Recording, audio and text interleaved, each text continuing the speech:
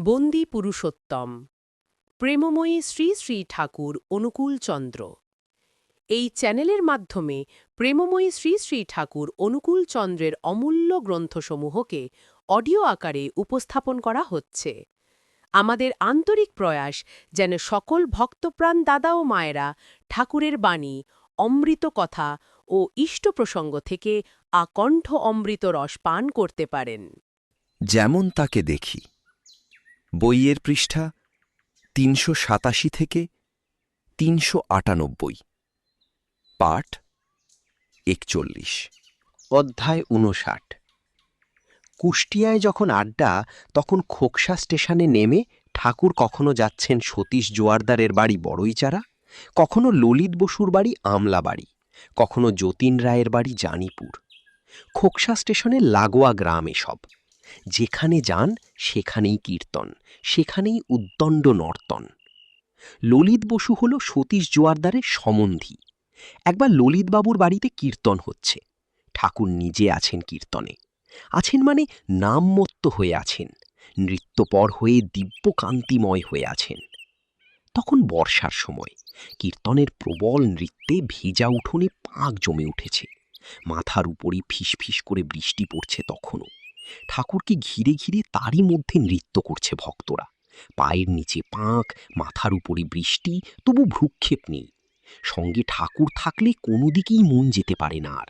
নৌকোর গলুই হয়ে থাকে গুণমুখ। টেনে টেনেই তো নিয়ে যাচ্ছেন, আর টানতে টানতে টানের পাড় দিচ্ছেন। পাড়ার একজন ছেলের হয়েছে ধনুষ্টঙ্কার। ছোট্ট বছর ৪-৫-এর ছেলেটি। ছেলে কোলে নিয়ে ওর মা এসে দাঁড়িয়েছে কীর্তনের উঠোনে। ডাক্তারে জবাব দিয়ে গিয়েছে, এখন যদি দৈবীর জবানিতে কিছু হয়। যে দেখলে সেই বললে, ও মা, করো কি? ওই এখন তখন ছেলে নিয়ে এই জলে দাঁড়িয়ে, শিগগির ঘরে ওঠো, ছেলে বিছানায় শুইয়ে কাছে বসো। কিন্তু সে কথায় কান নেই মায়ের। উনি যে ঠাকুর, যমের মুঠি থেকে খালাস দিতে পারেন উনি। বিশেষ তো কিছু চাই না, চাই একটু চরণামৃত। এই চরণামৃতই তো কত দুরারোগ্য রোগের ওষুধ হয়েছে।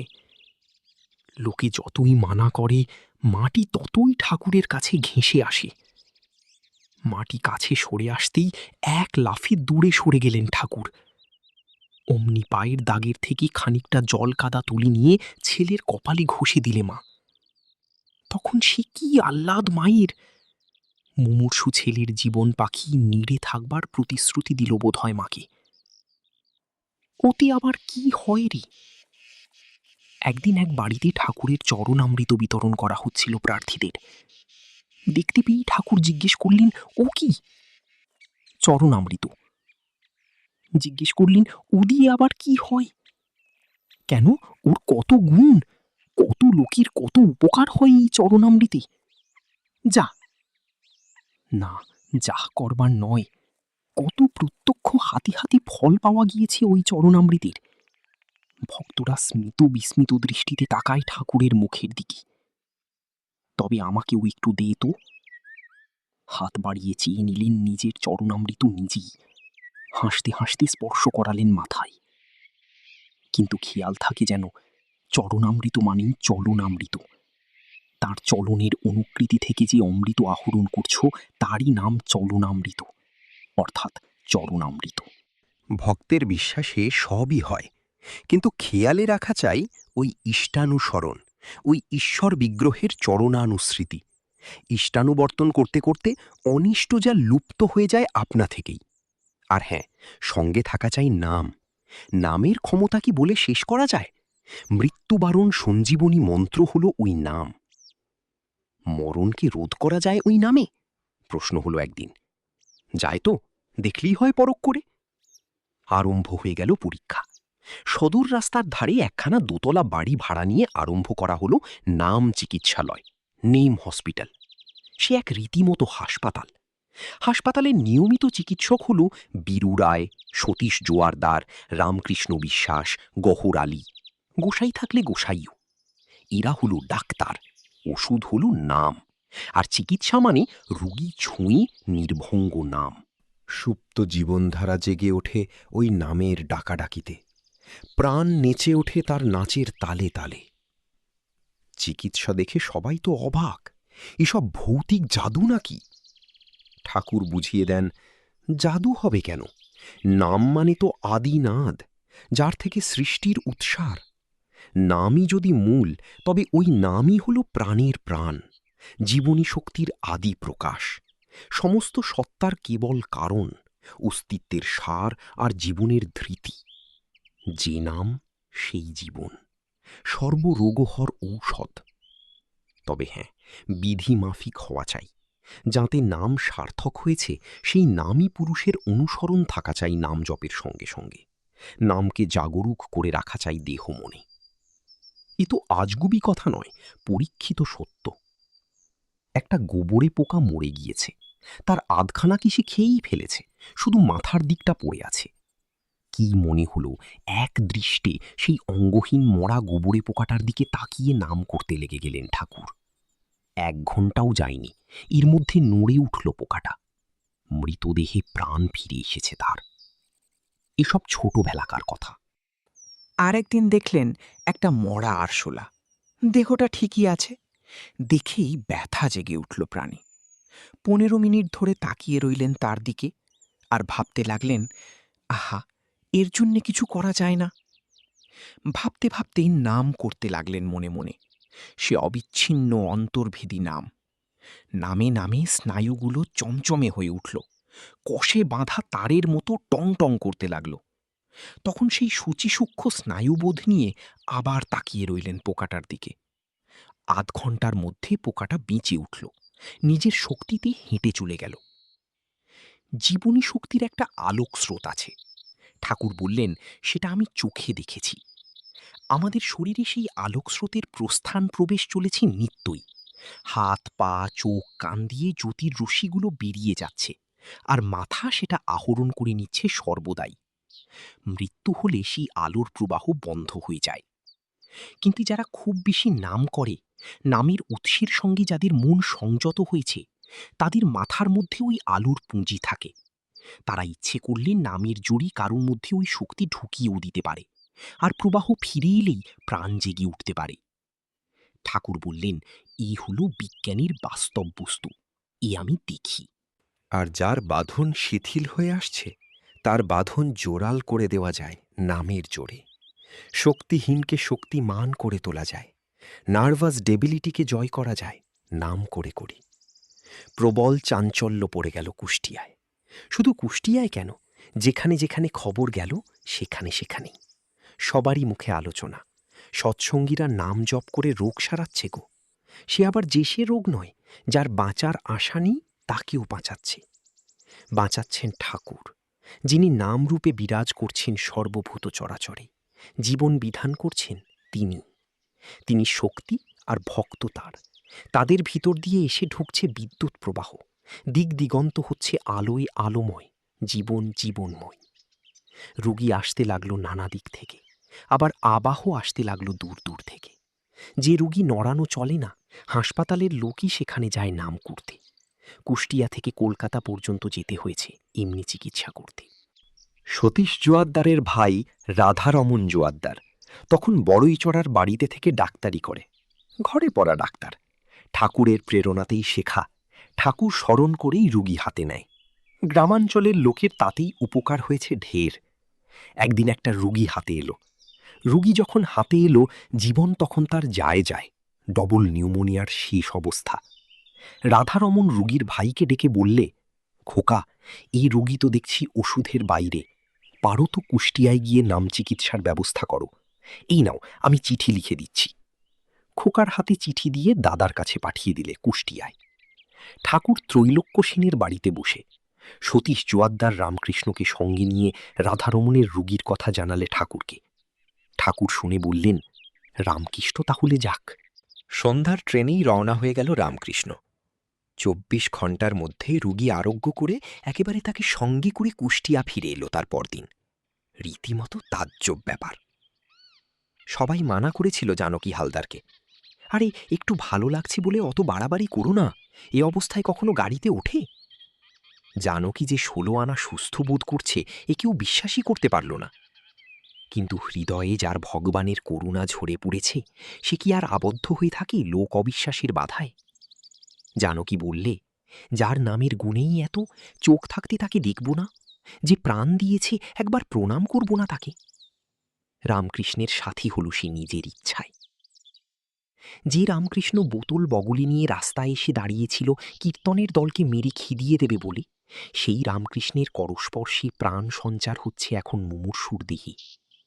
রামকৃষ্ণ যুক্ত হয়ে গিয়েছে, এখন সে বিদ্যুতের তার।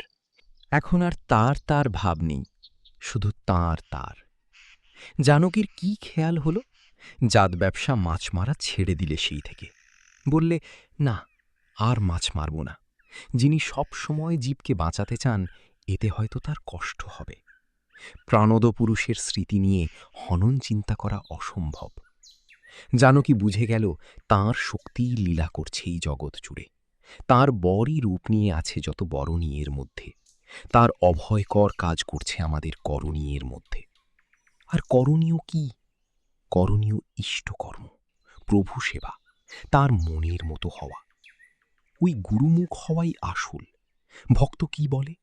না প্রভু, তোমার পদে যেন আমার মতি থাকে। তোমার কাছে কি চাইব? রোগারোগ্য, ধনদৌলত এসব নয়, অন্ন বস্ত্র, ছেলেপুলে তাও নয়। তোমার কাছে প্রার্থনা, তোমার প্রতি যেন আমার বিশুদ্ধা ভক্তি হয়। আমার সকল স্বাদ ঐক্য গ্রন্থিত হোক, সূচ্যাগ্র হোক তোমার সেবাগৃহে। শ্রীরামচন্দ্র নারদকে বললেন, তোমার প্রতি আমি তুষ্ট হয়েছি, কিছু প্রার্থনা করো, বর নাও। নারদ বললে, প্রভু, তোমার কাছে আবার আমি কি চাইব? তুমিই তো প্রাপ্তব্য, পেতে হলে তো তোমাকেই চাই। যদি নিতান্তই বর দেবে, তবে এই বর দাও যেন অতৃপ্ত চিত্ত থাকতে পারি তোমার ধ্যানে, যেন অচলা ভক্তি থাকে তোমার শ্রীপাদ কমলে। এই হলো ভক্তের প্রার্থনা। সংকট ত্রাণের জন্যে কোনো যাচনা নেই, সংকট সরে দাঁড়ায় তার হাওয়া লেগেই। তাঁর উপরে আর বস্তু নেই, তিনি পরম আরাধ্য, পরম অনুসর্তব্য, পরম শিব্য। তিনি পরম তত্ত্ব, পরম বিজ্ঞান, দেহ বিগ্রহধর পরম ঈশ্বর। আর ঠাকুরের নিজের কথায় সর্বার্থ অর্থান্বিতের পরম সঙ্গতিই হলেন ঈশ্বর। তবে ভাঁড়ারে যাঁর হিরে মানিক রয়েছে, তাঁর কাছে কাঁচ প্রার্থী হয়ে যাবে কেন? যিনি মোহরের কলস নিয়ে বসে আছেন, তাঁর কাছ থেকে ভিক্ষে নিয়ে আসব একটা কানাকুড়ি? চাইব অর্থ না পরমার্থ? অর্থের চেয়ে পরমার্থ বড়, আবার পরমার্থের চেয়ে পরমার্থের দাতা। তিলের চেয়ে তাল বড়, তালের চাইতে তাল গাছ। চাইতে হলে তাল গাছই চাইব, রাজার দান চাইব না, চাইব রাজাকেই। শ্রীকৃষ্ণ উদ্ধবকে বললেন, দেখো, যে আমাতে সঞ্জাত ভক্তি, তার কি আর কিছু অনধিগত রইল? মই সঞ্জাতে ভক্তি কোনো অর্থ অস্যাবশিষ্যতে। সে তখন কৃতার্থ, সে যে ফল না চেয়ে বৃক্ষকে চেয়ে নিয়েছে। নারায়ণী সেনা নেয়নি, সে নিয়েছে স্বয়ং নারায়ণকে। তখন সে কষ্ট পেয়েও কেষ্ট ছাড়ে না। নীরজের শোভায় মুগ্ধ হয়েছে যে, নালের কণ্টক দেখে তার কি ভয়? মেঘ শিলা বর্ষণ করে, তর্জন গর্জন করে, কুলিশ নিক্ষেপ করে, তাই বলে চাতক কি জলের জন্যে আর কারো কাছে যায়? দেখুন, এখানেও সব মামলা মোকদ্দমায় ডিক্রি জেতাবার ব্যবস্থা নেই, কিন্তু দীক্ষা নিলে রোগ সারবে এমন কথাও নেই। এখানে জাদু ভিলকির কারবার নেই, এখানে নিয়ন্ত্রণের নিয়ম। তবে হ্যাঁ, পন্থাকে সহজ করে দেন তিনি। তাকে ডাকতে হয়, তাকে ভজতে হয়, তার হতে হয়। তখন যা সত্যিকার মঙ্গল তা আপনি আসে। ইষ্ট প্রসঙ্গে শুনতে চ্যানেলটি লাইক, শেয়ার, সাবস্ক্রাইব করে অল নোটিফিকেশনে ক্লিক করে রাখুন। দিনুপাল দীক্ষা নেবার কথা তুলতেই শুনিয়ে দিলে সতীশ জোয়ারদার। কুষ্টিয়ার মস্ত বড় ব্যবসায়ী মহাজন দীননাথ পাল হাইকোর্ট তক মোকদ্দমা করে টাকাও খুইয়েছে, মামলাও হেরেছে। এখন সর্বশান্ত, বাড়ি ঘর তালুক সবই এখন নিলেমের ওপরে। তার উপরে নিজে রোগগ্রস্ত। কলাবাগানের বাড়িতে কদিন ঘোরাফেরা করে একদিন বলে বসল জোয়ারদারকে, আপনাদের এখানে আমার এসবের কিছু সুরাহা হয় না? মানে সম্পত্তি নিলেমে উঠবে না, শরীরও সারবে। তারই উত্তর দিলে সতীশ জোয়ারদার, ভগবান কোনো শর্তাধীন নন, তোমার উপকার হলে তবে ভগবানকে ভজবে, তোমারও স্বার্থী ভক্তির কাঙাল তিনি নন। তিনি আসেন উদ্ধার করতে, মানে ঊর্ধ্বে যাবার পথ করে দিতে। সিঁড়ি বাঁধা হলো, এখন কসরত করে ওঠো। এই কসরতের মধ্যেই তো তাঁর কৃপা। একলা না পারো, হাত ধরে ওঠো। হাত বাড়িয়ে দিয়ে ডাকছেন তিনি। দাদা, আগে তাতে মন ঠিক করুন। কি সে কার ভালো তা তিনিই জানেন। অশ্বিনী বিশ্বাস একদিন প্রশ্ন করেছিল এই নিয়ে। ঠাকুর তখন ওদেরই বাড়িতে। কথায় কথায় বলেছিল, আপনার কাছে যত লোক আসি তাদের অনেকেরই ধারণা আপনি ভিলকির মতো তাদের একটা কিছু করে দেবেন, আর তা যখন পায় না তখনই হতাশ হয়ে পড়ে। ঠাকুর একটু হাসলেন, বললেন, দেখুন, হঠাৎ কিছু না হলেও হতেই হবে, কিন্তু হঠাৎ কি আর কিছু হয় দাদা? কতকাল ধরে স্তূপ জমেছে, পরিষ্কার করবার সময় দেবেন তো? একটু থেমে আবার বললেন, দেখুন, করতে হয়, না করলে কি কিছু হয়? তবে কি জানেন, একটুখানি গম্ভীর দেখালো ঠাকুরকে। ও ও শালা ছাড়বার চিজ নয়। আপনি না করলেও ও করিয়ে তবে ছাড়বে। মনে করছেন কিছুই হলো না, কিন্তু হতেই হবে। আর যদি উঠে পড়ে লাগেন তো এখনই বাজিমাত। কর্মফলের চাপ তো আছেই, তবে যেন পরম পিতার দয়ায় মনের জায়গায় শির। এই তো পরম ভরসার বাণী, ভবভার হরণের কথা। পালমশাই ফিরে গেল। মনের সঙ্গে বোঝাপড়া শেষ করি আবার এলো একদিন। সত্যিই তখন ভুল বদলিয়েছে, মনে অন্য ভাবনা এসেছে। আমার যা গিয়েছে যাক, এখন নতুন ধনী ধনী করো আমাকে। তোমার পাদস্পর্শ দিয়ে এই দিনকে ধন্য করো।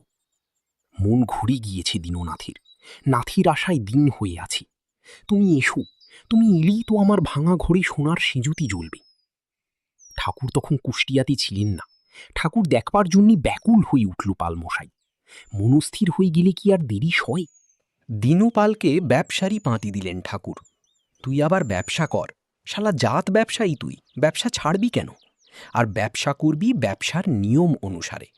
ব্যবসা মানে জানিস, লোক সেবা। ছড়া কাটলেন, মানুষ আপন টাকা পর, যত পারিস মানুষ ধর। মানুষের সেবা বুদ্ধি নিয়ে তাদের প্রয়োজন মেটাও, তোমারও প্রয়োজন মিটতে থাকবে। শোষণ বুদ্ধি না নিয়ে পোষণ বুদ্ধি নাও, তুমিও পুষ্ট হয়ে উঠবে। আর বললেন, উন্নতি করবি তো আয় বুঝে ব্যয় করিস। ব্যবসার ব্যাপারে নতুন করে হাতে খড়ি হলো আবার বুড়ো ব্যবসায়ীর। তিনি পরম সেব্য, তাই সেবা ধর্মেরও শিক্ষক। ঠাকুরের যুক্তিমতো চলে আবার শ্রীমন্ত হয়ে উঠল দীনপাল। ঘরবাড়ি হলো, জোত হলো, ধন দৌলত হলো। ঠাকুর বলেন, আবার এই ধন দৌলত হলো সেবার জন্যে। লোকের সেবা, দেশের সেবা, রাষ্ট্রের সেবা। তোমার টাকা হলো চাকা, জাতিকে চালিয়ে নেবার চাকা, তাই বৈশ্যদের নাম দিয়েছেন জাতির চাকা। আর তোমার ধন যদি মানুষের সেবায় না লাগলো, তবে সে তো যখের ধন, সম্পদ নয়, শখের আপদ, অভিশাপের ভাণ্ডার। মোট কথা, ইষ্টার্থে আহরণ করলেই সব ল্যাঠা চুকে গেল। তখন তুমি ধানের মালিক নও, ধনের পোদ্দার, দেবোত্তরের তত্ত্বাবধায়ক। যেমন শিবাজি রাজ্য করে গেলেন গুরু রামদাসের জন্যে। কাজ বাদ দিয়ে অধ্যাত্ম তত্ত্ব নয়, কর্মের ভূমিতেই ধর্মের বিচরণ। বহু সম্ভাবনাময় জীবনের বহু কর্মের মধ্যে ছড়িয়ে আছে তার আশীর্বাদ। কাজ আছে বলেই কাজ করে দেখিয়ে দিচ্ছেন তিনি। কলাবাগান বাড়িতে একটা নির্জন জায়গা বেছে নিয়ে ধ্যানে বসেছে সতীশ জোয়ারদার। একটু ধ্যান করতেই অমনি শুনতে পেল, নে ওঠ, আর ধ্যান করতে হবে না, এখন রুগী দেখগে যা। তিনবার লোক এসে ফিরে গেল, আর উনি এখানে ধ্যান করছেন। আহ, কি বাহাদুর! উঠে পড়ল তাড়াতাড়ি। বাইরে এসে শুনে জরুরি কল দেওয়ার জন্যে লোক এসে ঘুরে গিয়েছে তিনবার। আশ্চর্য হয়ে গেল জোয়ারদার মশাই। তাহলে কি সংসারের মধ্যেও তিনি আছেন? হ্যাঁ, তোমার সংসার, তোমার ডাক্তারি, তোমার চাকরি, তোমার ব্যবসা, সব তাঁর। যেখানে যেখানে লোকোপকার, সেখানে সেখানে তিনি। যত কিছু কর্তব্য, সব তাঁর দেওয়া, সব তোমার পালনীয়। তবে এই এত কর্মের মধ্যে জড়িয়ে থাকবো আমি? হ্যাঁ, হাজার কর্ম করলে কি হবে? কর্মের বন্ধন নেই। কর্ম হয়ে আছে নৈষ্কর্ম। কারণ এখন ভোগবিলাস বলে কিছু নেই, এখন দাসভাবে প্রসাদ পরিগ্রহ। কামঞ্চ দাস্যে নত কামকাম্যয়া। এখন অহংকার মমত্ব বলে কিছু নেই, এখন কর্তৃত্ব ভোক্তৃত্বাভিমানের পরোত্তীর্ণ তুমি। এই সময় এলো জয়নগর মজিলপুর থেকে বিরাজ কৃষ্ণ ভট্টাচার্য। বিরাজ কৃষ্ণ ধরে বসল, অনেক জায়গাতেই গিয়েছেন, এবার মজিলপুরে পদার্পণ হোক, অধমের জন্মভূমি ধন্য হোক। ১৩২৪ সালের বড়দিনের ছুটির সময় সেটা। বিরাজ কৃষ্ণের সঙ্গে মজিলপুরে এলেন ঠাকুর, সঙ্গে সেই কীর্তনের দল। দলে সতীশ গোসাই, মহারাজ, কিশোরী মোহন, সতীশ জোয়ারদার, সত্য দত্ত, কিষ্ট রায়চৌধুরী ইত্যাদি, এবং ঢাকি মৃদঙ্গী ২-৪ জন। সেদিন ১৩ই পৌষ। সকালবেলায় কথা হচ্ছে চক্রতীর্থ কাছি, মোটে ৭ মাইল পথ। নীলাচলে যাবার সময় এই চক্রতীর্থ হয়ে গিয়েছিলেন মহাপ্রভু। চলো তবে দেখে আসি জায়গা। ঠাকুর নড়ে উঠলেন। মহাপ্রভুর পদতাড়িত সেই মাটি। শ্রীক্ষেত্রে যেতে ছড়িয়ে দিয়ে গিয়েছেন যেখানে তার শ্রীচরণচ্যুত রজসম্ভার। এখনো হয়তো পথ চিনিয়ে দেবে সেখানকার স্মৃতিবাহী ধুলোগুলো। বলবে, এই যে গো আমি প্রভুর পদধারণ করে পড়ে আছি এখানে, পড়ে পড়ে তোমাকে ডাকছি, আবার তুমি এসেছ, আবার আমার বুকে তোমার পা দুটো একবার রাখো। চলো তবে চলো যাই। উঠে পড়লেন ঠাকুর। খোল করতালের সঙ্গে বেজে উঠল জয় ঢাক, গ্রাম কেঁপে উঠল গম গম করে। ঠাকুর চললেন আগে আগে, নৃত্য রঙ্গময় হয়ে। পিছনে পিছনে ঊর্ধ্ববাহু মত্তকীর্তনিয়ার দল। সে এক অনির্বাচ্য দৃশ্য, সাত্ত্বিক শোভার অপূর্ব চিত্র। সামনে যাকে পাচ্ছেন তাকেই আলিঙ্গন দিচ্ছেন ঠাকুর। ঠাকুরের দেখা দেখি সবাই ছুটে আসছে কাছে, প্রেম দিচ্ছে, কোল দিচ্ছে, চুমু দিচ্ছে। কীর্তন তো নয়, বন্যা দিয়ে ভাসিয়ে নিয়ে চলেছেন ঠাকুর। খানিকটা নিচে গিয়ে অমনি মহাহুঙ্কারে লাফ দিয়ে উঠছেন। মাথার চুলগুলো খাড়া হয়ে উঠছে। ভীম, ভৈরব, বিক্রম ঝরে পড়ছে রোমাগ্র দিয়ে। সঙ্গে সঙ্গে হরি হরি ধ্বনি পড়ছে। যে সেখানে আছে লাফ দিয়ে নিচে উঠছে তার দেখা দেখি। একটা লাফ দিয়ে অমনি দৌড়িয়ে যাচ্ছেন ঠাকুর। তীর বেগে ছুটে যাচ্ছেন রশি ২-১ পথ, যে গতির সঙ্গে তাল রাখতে পারে না কেউ। দেখতে দেখতে দৃষ্টির বাইরে চলে যান ঠাকুর। কীর্তনের দল দৌড়িয়ে গিয়েও ধরতে পারে না তাকে। দল যখন চক্রতীর্থে গিয়ে পৌঁছল, দেখল ঠাকুর মাটিতে পড়ে সমাধিস্থ হয়ে আছেন। মুখ থেকে মহাভাবের বাণী বেরুচ্ছে। যেটুকু পেল তাই নোট করল ওরা। 1 = ভিরিয়াস অ্যান্ড ভিরিয়াস = 1। সমাধি ভঙ্গের পর আবার প্রবল কীর্তন। সারাদিন কীর্তন করে সন্ধ্যার সময় ফিরে আসা হলো মজিলপুরে। মজিলপুরে ৭ দিন রইলেন ঠাকুর। ৭ দিন ধরেই এই ব্যাপার। দলে দলে লোক আসতে লাগলো চতুর্দিক থেকে। ঠাকুরকে দেখবে, ঠাকুরের কথা শুনবে। গুচ্ছ বেঁধে বেঁধে ভক্তরা বসে গেল তার কথা শোনাতে। গ্রামময় কথাচক্রের অধিবেশন চলল দিনে রাতে। ঠাকুর যেদিন ফিরবেন সেদিন জয়নগরের ঘাটে লোকে লোকারণ্য। ঠাকুর একদিন এসে এখানে ছিলেন, এই গ্রামকে স্বর্গ করে রেখেছিলেন। আজ চলে যাচ্ছেন গ্রাম ছেড়ে। মেয়ে পুরুষ সকলের চোখ থেকে জল নেমেছে আজ। প্রেম দিয়ে হৃদয় নিয়ে যাচ্ছেন তিনি। সেখান থেকে বরানগর। শরদ্দে ধরেছে তাদের গঙ্গার ধারের বাগান বাড়িতে গিয়ে দিন কতক থাকতে হবে। সুতরাং হপ্তাখানেক সেখানে কাটল। সেখানে থাকতেই আমন্ত্রণ পাঠালেন শশী চক্রবর্তী মশাই নৈহাটি থেকে। শশীবাবুর অনুরোধ ঠেলা যায় না, সেখানেও গেল দিন কতক। নৈহাটি থেকে কুষ্টিয়ায় এসে বসতে না বসতেই ধরে বসল সতীশ জোয়ারদারের জামাই জ্যোতিষ ঘোষ। জ্যোতিষ নাছোড়, একেবারে কাঁদো কাঁদো। আমি অধম, তাই আপনার পায়ের ধুলো পড়ল না আমার বাড়িতে একবার। অশ্রুর অন্তরালে বুঝি একটু অভিমান। চল তবে চল। চললেন মদাপুর। গোয়ালনন্দ লাইনের বেলগাছি স্টেশনে নেমে হাঁটা পথে মদাপুর। মাঘের তখন শেষাশেষি। প্রকৃতির বাতায়নে বসন্তের মুখ দেখা গিয়াছে। সেই মাধব লগ্নেই মেতে উঠল মদাপুর। ও মা, তোর পায়ের ধুলো দে মা। কীর্তনান্তে হঠাৎ খেয়াল হল ঠাকুরের, ননিবালার পায়ের ধুলো নেবেন। মা মা বলে অস্থির। নারীর সামনে সন্তানভাবে তন্ময় হয়ে গিয়াছেন। দে মা, তোর পায়ের ধুলো দে, মাথায় রাখি, দে মা, দে। জ্যোতিষের বড় ভাই শরৎ। শরতের স্ত্রী ননিবালা তো ভয়ে মরে, জিভ কেটে স্তম্ভিত হয়। ই আবার কি কথা, এই যে শুনলেও পাপ। ঠাকুর নাছোড়, মা হয়েছিস, পায়ের ধুলো দিবি নে, বাড়ি। শেষে সতীশ জোয়ারদার বললি, ঠাকুরের যা ইচ্ছে তাই করো, তার ইচ্ছে বাধা দিয়ে লাভ নেই। আড়ষ্ট হয়ে কাঠের পুতুল হয়ে গিয়াছে ননিবালা। সামনে এসে নুয়ে পড়ল ঠাকুরের পায়ের উপরে। ননিবালা সামনে আসতেই ঠাকুরের ভাবান্তর হল।